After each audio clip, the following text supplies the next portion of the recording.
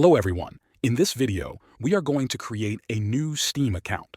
Right now, we are on the screen where you can choose from your existing accounts, and we also have the option to add or create a new one. To start, click on the button that says Create a New Account. This will open a new screen where you will begin entering your details. First, you need to type in your email address. Make sure you use a real email that you can access, because Steam will send a code to it.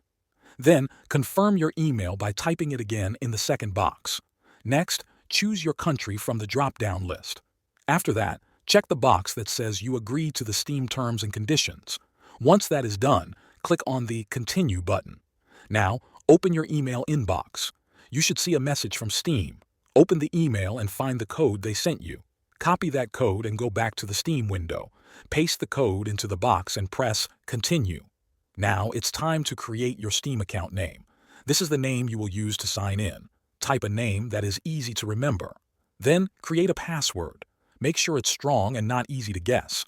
Type the password again to confirm it. Once you are done, click on Done or Finish. Steam will now create your account and log you in. You can now start using Steam to download and play games. That's it. You now have your own Steam account. Thanks for watching.